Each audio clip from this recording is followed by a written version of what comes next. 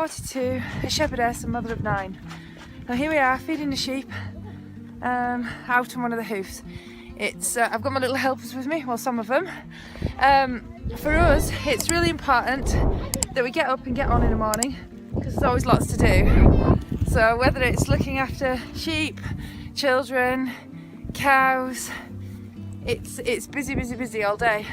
And they do say that an hour in the morning is worth 2 in the afternoon, which means basically if you get on and get your stuff done in the morning, then it makes sense and makes life a lot easier. As you can see, you don't want to be trailing on out here in the dark. So that's what we do really. That's what our life's about. So it's about routine and about getting on and not being scared of getting your hands dirty, as you can see here. Say hello. Hello. And there's Edith here. So we get on and do things as a family, and that's what I try to teach them. That you have to get on and do things, don't you, Edith? Yep. Well, tonight after tea, I challenged the children who could get to the Black Hut the fastest. Me on the bicycle via the road, or them directly from Ravensey cross country. I've clocked 4 miles coming the way I have, and I've only just beaten them. Not quite sure the distance it is that they've come, but I'll find that out when I go back.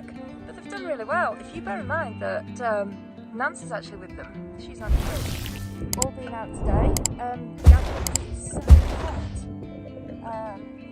We are gathering for hogs. Today we're on a different move, getting in a lot of sheep. The hogs are the young sheep. They're just a year old, females. And they're going to be fit for the first time. They're also the cows and the lambs. We will come back to the moor later today. The rain that's come today, unbelievable. What a flood we've got going on. Look here.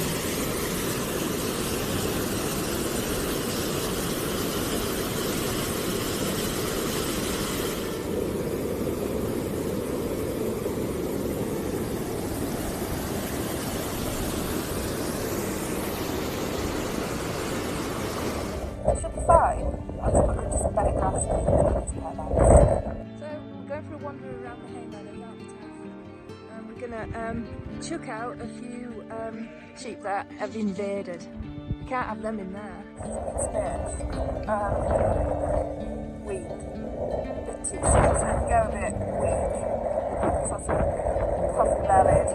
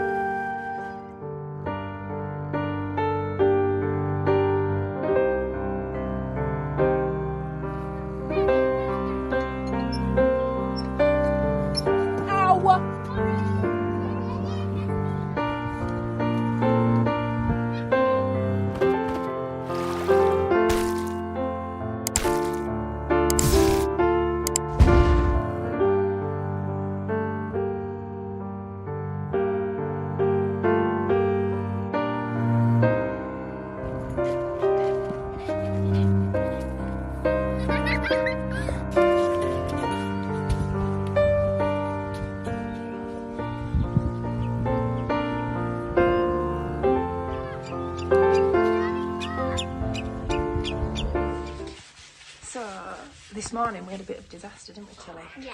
What happened? One of her lambs died, so we put one of her skins on her lamb.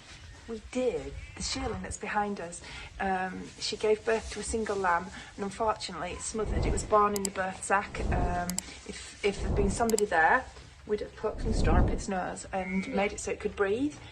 Usually the mother will lick the face first, just after it's born, and clear the airways, but unfortunately in this case, for whatever reason, that didn't happen.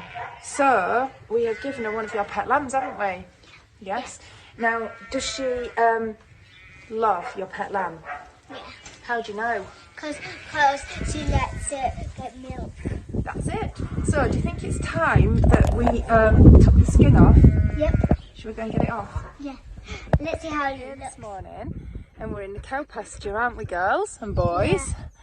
Yeah. And we are bringing the sheep into the pens to mark up. So, to get the ESPs and get marked on the lamp. that's right, we put a mark on so that we know who they belong to and where they live, and also write down who the mum and who the mother and who the father is. That's Sydney's job, isn't it, Sid? Yeah. You've been busy with that, doing your writing, haven't you? Yeah. So it's a lovely, lovely day. It's really sunny and gorgeous. See, what we're doing is we're sitting here listening to who is talking to the lambs. And here she is. So it's an absolutely glorious, glorious evening. The sun's come out and it's warm. It's lovely. And I'm just heading out around some of my meadows and pastures, doing a few running repairs, because of course these dry stone walls, they take a bit of looking after. And of course they're your boundaries, and throughout the winter and the rough weather and through lambing time, a few of the top stones will drop off. So it's a good idea now, when you've cleared your fields and moved all the livestock out of them, to come round and pick your stones up, because of course the next thing that's going to happen is your grass is going to grow. Then you won't be able to see them, and then you will find them at the end of July when you come in here with a mower. You will hit it and you will break your blade on your mower. So it's kind of like preservation. So I found a curlew nest. They're rather bigger than lapwings, and they're more pear-shaped. She's got 3 eggs in it.